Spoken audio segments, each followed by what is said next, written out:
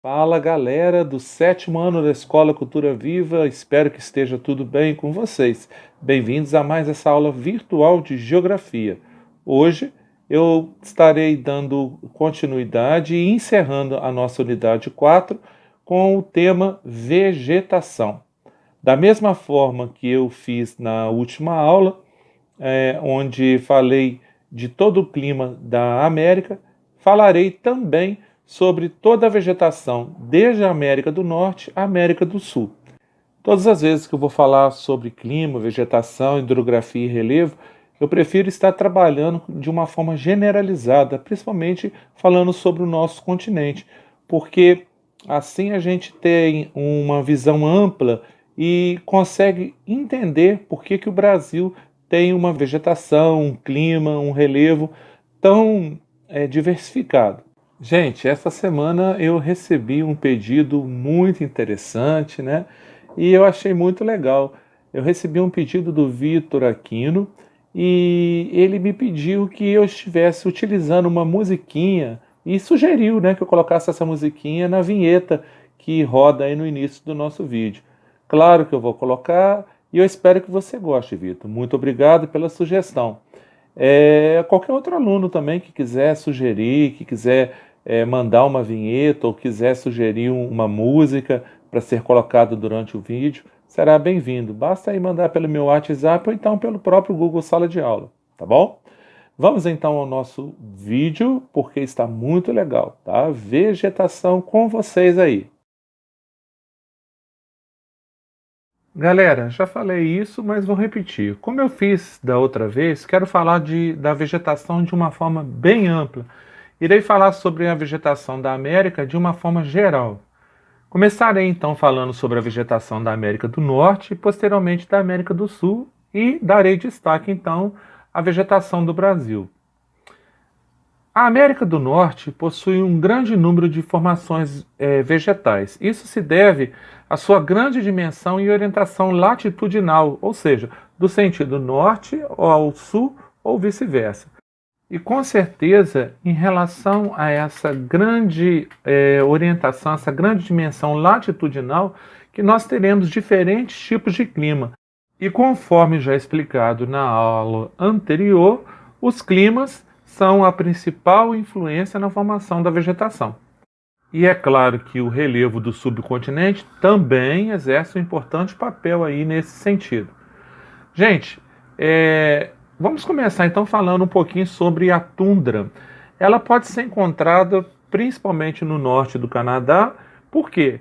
Porque o clima polar e o clima subpolar é um clima que permanece durante quase todo o ano, uma vez que os verões são bem curtos e acabam impedindo a formação de árvores. O que é a tundra? Gente, a tundra são os líquens, os fungos, as gramíneas e pequenos arbustos, e que acabam se formando a partir do degelo, que eu disse, né, nos pequenos verões. Já no território sul e central do Canadá, e também parte do Alasca, eu tenho a floresta boreal, que também é conhecido como taiga. É um tipo de vegetação predominante e é uma floresta com árvores de grande porte. Lembrando que em suas copas há um formato de cone e existe também uma baixa variedade de espécies, predominando principalmente os pinheiros. Falando agora sobre os Estados Unidos, principalmente no Nordeste e também no Oeste, são regiões que vão se caracterizar por um clima ameno, com estações bem definidas. É a floresta temperada decídua que possui grande variedade de espécies. Nas partes mais altas, nós estaremos encontrando principalmente coníferas, como os pinheiros, da mesma forma que no Canadá. Nas partes mais baixas do Nordeste estadunidense, eu conseguirei observar que espécies latifoliadas, só lembrando, né, que latifoliadas são árvores com folhas bem largas, e também encontrarei florestas caducifoliadas, que são aquelas florestas que precisam perder as suas folhas em determinada época do ano, porque principalmente quando se aproxima o outono. Esse fenômeno ocorre devido às mudanças climáticas, que a gente chama de mudança climática sazonal. Nesse caso, ocorre uma amplitude térmica em torno de 60 graus Celsius. Então essas árvores de grande porte, elas precisam perder as suas folhas. Por quê? Para poder conservar energia e enfrentar os rigorosos invernos dessas regiões. Indo em direção ao Oceano Pacífico, nessas áreas mais baixas aí, principalmente o que a gente chamaria do oeste dos Estados Unidos, nós vamos encontrar a floresta temperada pluvial, né? Onde uma menor variação térmica anual e um maior índice de umidade estará favorecendo a formação de uma vegetação de coníferas de grande estatura, passando até mesmo de 90 metros de altura. A gente chama essa vegetação de sequoias. Só lembrando que quando nós estudamos sobre clima, essa região do Pacífico aí, né, do oeste dos Estados Unidos, é uma região que chove bastante, tá? Então, por isso que a gente tem essa floresta chamada floresta temperada. E é claro que a gente também pode observar nessa região árvores de menor porte, arbustos, gramíneas e também os líquens. Já nas planícies centrais norte-americanas, há uma característica predominante de pradarias e estepes, sendo que essas duas formações elas são dominadas por gramíneas herbáceas. O que vai diferenciar essas duas formações é o clima e também o tamanho que uma atinge e a outra não. As estepes, por exemplo, são de formações de transição entre zonas desérticas. Normalmente as pradarias, conforme eu disse, se encontram em regiões com baixo índice de pluviométrico, né? baixo índice de chuvas e também clima temperado, sendo uma formação que não precisa de muita água para que ela possa se desenvolver. Nas pradarias é muito comum ocorrer queimadas naturais, queimadas anuais. Na verdade, essas queimadas até trazem um certo benefício para a natureza, porque elas limpam o excesso de matéria orgânica do solo. Dessa forma, acabam aparecendo uma nova vegetação. Já no sul dos Estados Unidos, fazendo fronteira ali com o norte do México, eu consigo encontrar regiões desérticas e semiáridas, como os desertos de Nevada, Mojave e Sonora. O que predomina ali? Arbustos xerófitos. O que são plantas xerófitas? Aquelas que armazenam águas, preparadas para climas secos. Elas possuem cascas grossas, possuem raízes bem profundas e sem folhas na maior parte do ano, exceto em períodos de chuva. Eu também terei ali os cactáceos, né, que são plantas suculentas que armazenam uma grande quantidade de água em seu interior. Já no sul do México e na Flórida, eu tenho altas temperaturas e também tenho um grande índice pluviométrico. Então eu terei a floresta tropical e uma grande biodiversidade de árvores, principalmente as árvores latifoliadas.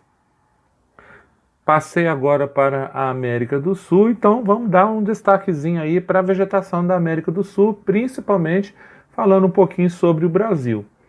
O clima ali dessa região da América do Sul é o principal fator para determinar, no caso, a formação vegetal, da mesma forma que na América do Norte. A América do Sul, ela possui um território muito extenso, uma orientação então latitudinal também no sentido norte e sul e vice-versa, além de ter um relevo acidentado, né? No caso, sempre lembrando que os relevos acidentados são os desgastes que podem ser naturais ou também pode ser desgastes com construções, né, feitas pelo homem. Devido a esse relevo acidentado, apresenta também climas variados, portanto, originam-se diferentes formações vegetais em todo o território sul-americano. Como qualquer um desses fatores naturais que nós já estudamos, a vegetação não seria diferente, ou seja, ela não é estática. A vegetação ela é dinâmica, ocorre sempre uma transição de diferentes tipos de vegetação. E as formações vegetais de clima tropical, elas são encontradas no norte da América do Sul, principalmente nas partes de baixa altitude, tá, gente? Lembrando que alturas baixas, eu não estou falando de latitude, não. Por exemplo, a vegetação da savana tropical é encontrada no norte e no centro da Venezuela. Encontramos também no litoral do Equador, que é o centro-oeste, e parte do nordeste brasileiro, em pequenos enclaves cercados pela floresta amazônica, que já falamos quando estudamos relevo, clima, hidrografia, quer dizer, são fatores, são elementos que vão se complementando. O tipo de vegetação dessa região, então, ela vai se caracterizar por uma formação de campos cobertos por gramíneas, com árvores de pequeno porte e arbustos espaçados na paisagem.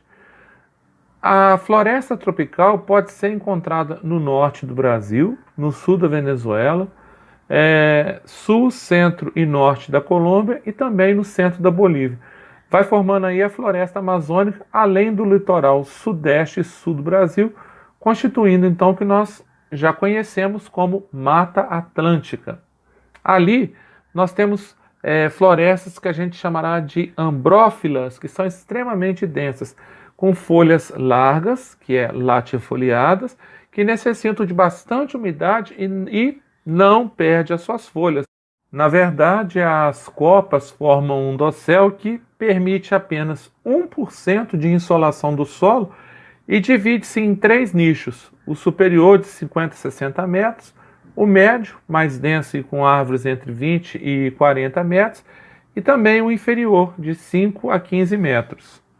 Ao sul da floresta amazônica, oeste do Brasil, né, no caso, e Bolívia, Paraguai, norte da Argentina e no semiárido nordestino do Brasil, eu ainda encontro a floresta sazonal e também os complexos arbustivos. Essa é uma vegetação bem variada, tá? Até porque essa região eu possuo um clima com 2 estações, uma seca e a outra chuvosa. Então essa vegetação acaba sendo composta por árvores bem espaçadas, com as suas copas em forma de guarda-chuvas virados para cima. Já em outras localidades eu terei as árvores xerófitas, que na verdade são adaptadas à seca. Conforme eu disse, a paisagem ela estará mudando dependendo da estação, como por exemplo a Caatinga no nordeste do Brasil, o Chaco na Argentina e no Paraguai e assim por diante. Já as vegetações de climas mesotérmicos, elas aparecem aí no sul do Brasil, no nordeste da Argentina e também na porção central e sul do Chile. Eu ainda possuo os campos que estão presentes no sul do Brasil e também no norte da Argentina. Eles apresentam apenas gramíneas baixas e árvores latifoliadas que aparecem no leito dos rios. A floresta de latitudes médias, que a gente chama de ombrófila mista, é encontrada no Planalto Sul do Brasil, no caso aí da Mata das Araucárias. No sul do Chile também e em altitudes médias nos Andes tropicais também encontra esse tipo de vegetação. No caso, ela é composta por árvores com folhas em forma de agulha, quanto por folhas latifoliadas. Conforme eu já expliquei para vocês, a dominância de uma floresta se dá pela temperatura local. Enquanto temperaturas mais elevadas acabam favorecendo as vegetações latifoliadas, a porção central, por exemplo, do Chile é dominada pela vegetação mediterrânea, onde observamos arbustos com raízes profundas e ramos retorcidos, além de pequenas árvores bem espaçadas. Nós também temos esse tipo de vegetação aqui no Brasil. Vegetação de clima seco eu encontro na Patagônia da Argentina, no norte do Chile e também no litoral do Peru. Vegetação desértica eu encontro no norte da Patagônia, que é na Argentina, norte do Chile e também no litoral do Peru. Agora, indo em direção ao sul, principalmente aí da Patagônia, tanto faz a Argentina quanto o Chile, eu já vou encontrar uma vegetação de clima deserto frio, tá? Eu encontro, então, a mesma coisa que eu encontrei lá em cima na América do Norte. Pequenos arbustos e vegetação formada por líquens e musgos, além de gramíneas de baixa estatura. Sendo assim, é claro que a tundra alpina vai dominar toda a cadeia dos Andes. Quer dizer, se você observou, quanto mais eu tenho uma latitude maior, vai ocorrendo a mesma coisa com a vegetação, tanto ao norte quanto ao sul. Então é só uma questão mesmo da gente poder observar essa situação. Claro que eu terei outros fatores que estarão influenciando, como por exemplo o relevo, né, o clima e tudo mais. Mas é como se a natureza repetisse a mesma formação vegetal de acordo com a sua latitude. É isso aí, galerinha, e a nossa aula vai ficando por aqui. Espero que vocês tenham gostado e que tenham aprendido bastante. Rode esse vídeo quantas vezes forem necessárias para que você fique bem por dentro sobre vegetação do Brasil e da América. Lembrando que qualquer dúvida você poderá estar deixando no Google Sala de Aula, nessa mesma aba onde você está assistindo esse vídeo. Fiquem com Deus, um grande abraço e lembre-se, cultura viva muito além da sala de aula. E não basta só querer, é preciso atitude e vontade de vencer. Vem pra cá você também, Escola Cultura Viva. Invista já no seu futuro, Escola Cultura Viva. Os melhores professores